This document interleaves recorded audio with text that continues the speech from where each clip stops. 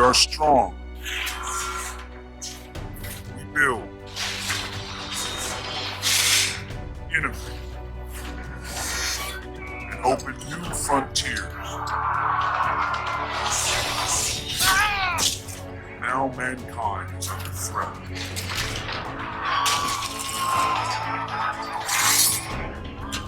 Forces of chaos unleashed. They'll bring us to the brink of extinction.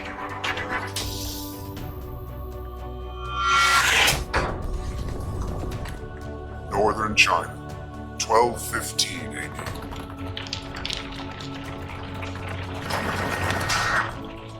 The Mongols are coming. 50,000 warriors. The world's greatest cavalry army. Their leader, Genghis Khan. One of the bloodiest warlords in human history. His target, Chengdu. Today's Beijing, China's capital city. Cities are key to the story of mankind. Centers of power, learning, and wealth. They need protecting. Chengdu has 18 miles of battlements, 40 feet high. It's still vulnerable to attack.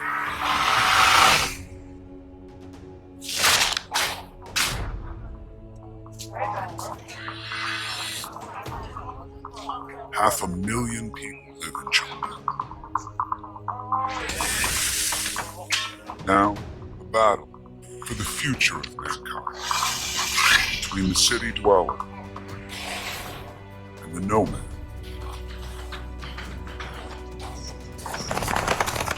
Genghis Khan, son of a tribal chief.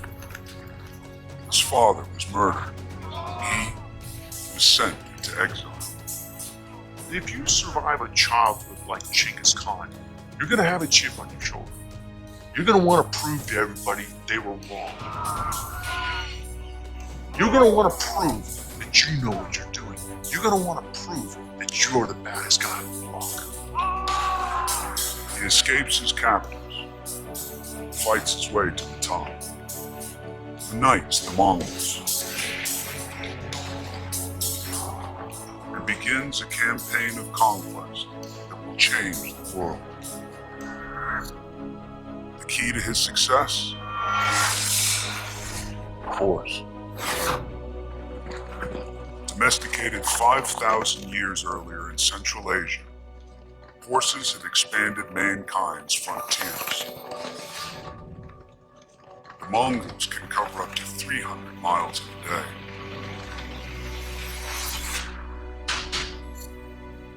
Using the horse for warfare unlocks a new key for mankind. If we go back to the Mongols fighting against the Chinese, what we see is the first trip point in a history that will eventually bring us to the tank. And that trip point is horses. Mongols start on horseback, age 3. They learn to ride without using reins. Well, when they encountered humans on foot, to the Mongols, those humans were a lot like sheep. You could scare them, you could bully them, they run. They can shoot at full gallop. It's the first version of the blitzkrieg. It is being able to ride into a place, do damage, and then disappear before anybody even knows what hit them. Mongol warriors have 4 horses each. They can eat and sleep on horseback. No army travels so far and so fast until World War II. They would travel faster than the news of their arrival.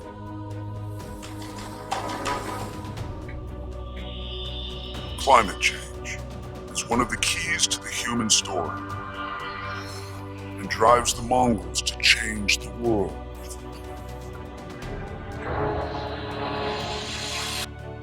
A surge in solar activity.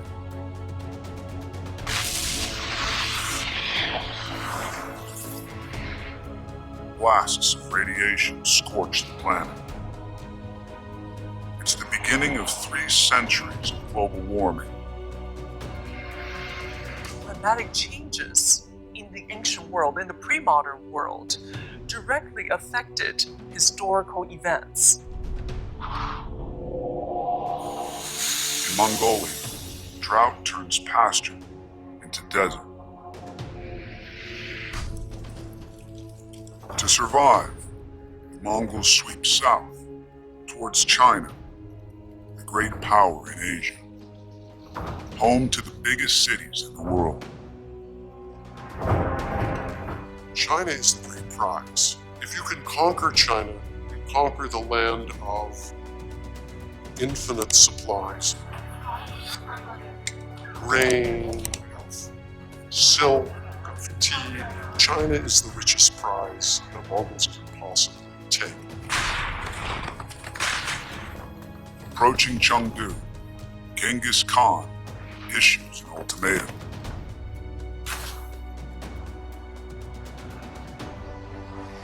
Surrender or die. Mongol cruelty is legend. Prisoners decapitated. Towers of human skulls. Children slaughtered. I imagine for someone sitting in a city, looking out over the wall, and seeing the massive Mongol horde is coming in your direction,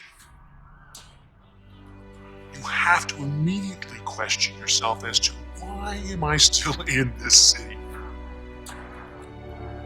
I need to leave or I am dead.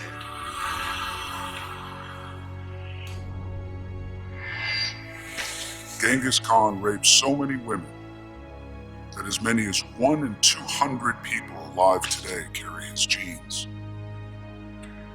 The greatest happiness is to gather into your bosom your enemies' wives and daughters. 60,000 women, it is said, prefer suicide to being raped by the Mongols.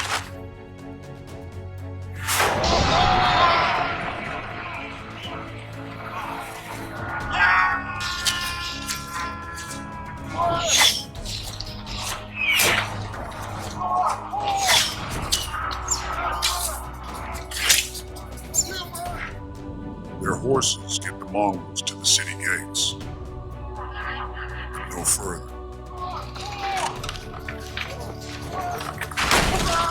To take the city, they use Chinese engineers and force them to build battery rams. Prisoners of war attacking their own city.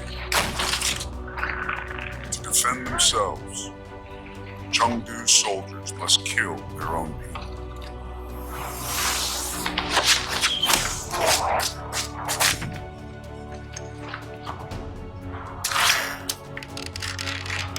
If the gate breaks, the city falls. The Mongols overrun Chengdu, massacre over 100,000 people, then torch the city. The Mongols were an unbelievably effective military force. If they had a target they wanted to take, no one stood in their way. In eyewitness reports, The earth was greasy with human fat. in his lifetime, Genghis Khan is said to be responsible for the death of up to 40 million people, as many as Adolf Hitler. He conquers more land in 25 years than Rome did in 400. 4.5 million square miles, the largest empire so far in human history. And the key to its success: communication.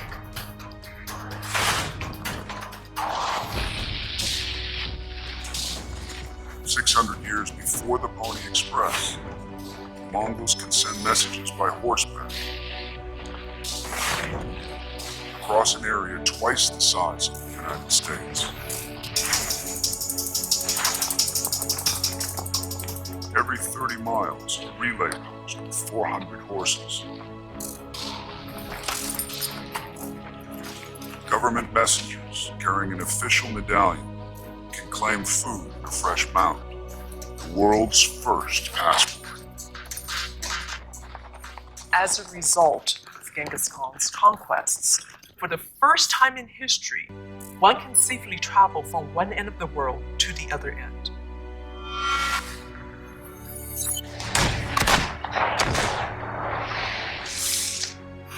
Paper, printing, and gunpowder will head from east to west. All keys to the future of mankind. But at the same time, a killer is on the loose that'll wipe out up to half of Europe's population.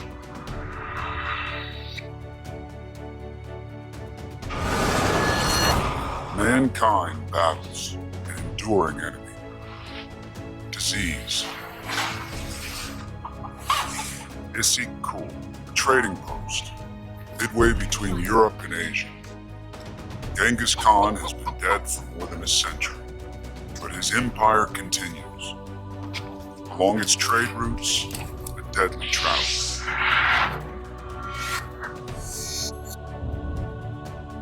Bacteria. For 3.5 billion years, virtually every corner of the earth has been covered by these microorganisms. Our own bodies contain more bacterial cells than human cells. Most are harmless. Many are essential. These have the power to kill. At Kul, pandemic begins.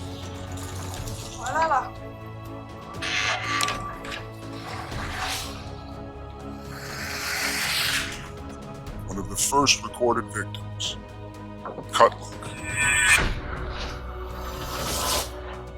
Married, Christian, doomed. His wife's folk remedies have no effect. Imagine your husband comes back from trading and he has these big blue blisters. He feels ill. Is it from the air? Is it from the water he drank? Is it some foreign animal inside of him? What's going on? You're completely confused.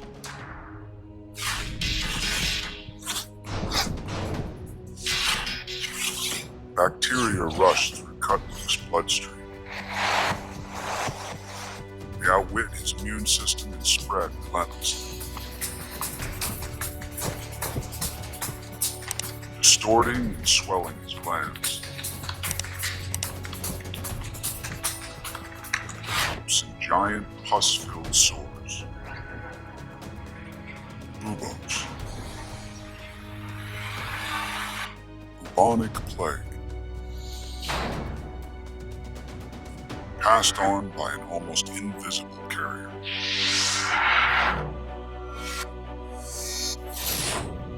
The flea. Its staple diet is blood. When it bites, it vomits plague bacteria into the bloodstream.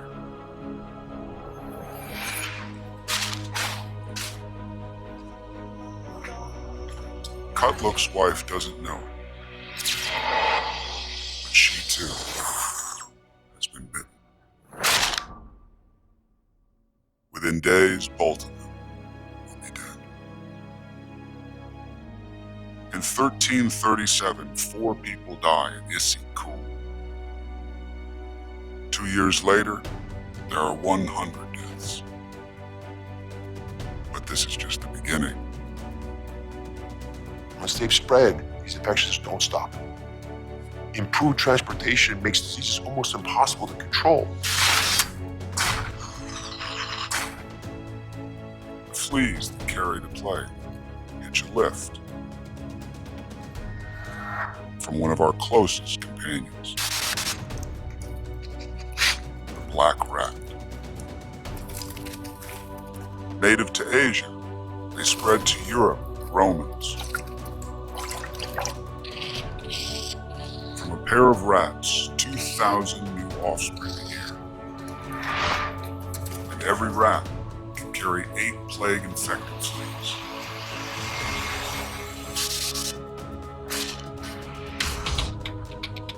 Black rats infest the cargo that travels along the Mongol trade routes.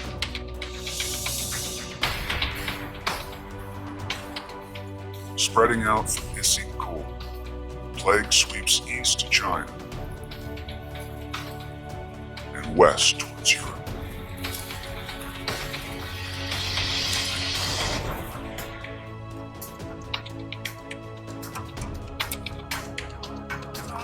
Kaffa on the Black Sea, a thriving port at the crossroads of east and west, controlled by Italian merchants.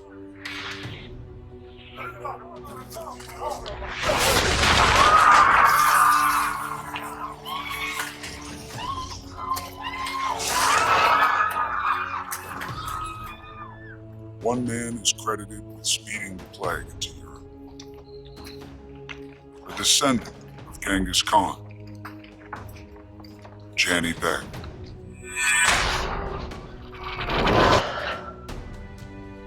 He murdered his own brother to seize power. Now he wants to expand the Mongol Empire westwards. Kaffa stands in his way. But he has a terrible new weapon. The plague kills his soldiers faster than they can be replaced. But that gives Jani Beg an idea.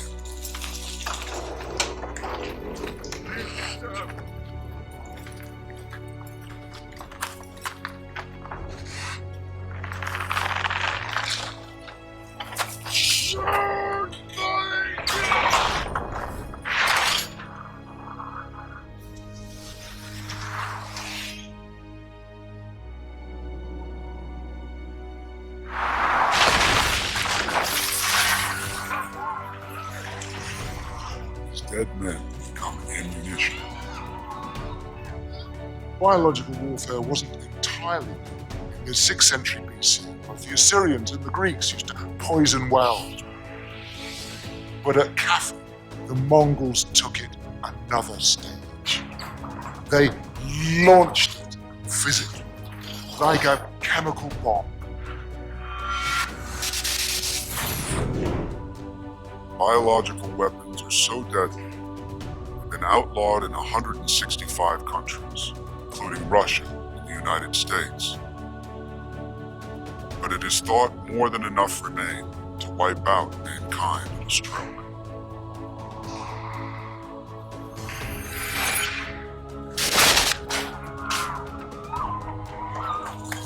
No one has ever used biological weapons like Jani Beg.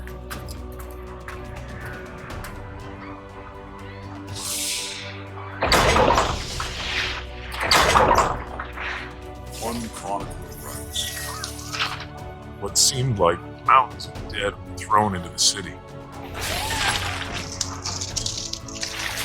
The rotting corpses tainted the air. The stench was overwhelming.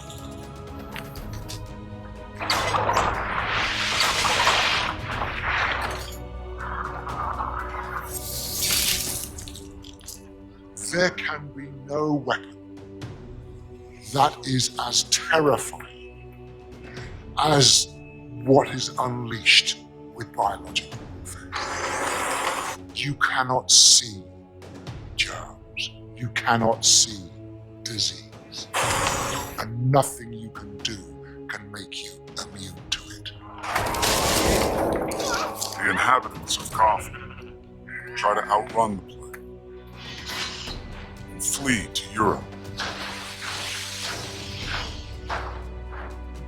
They have no idea they're bringing the disease with them. The plague, en route to the world's most densely populated continent.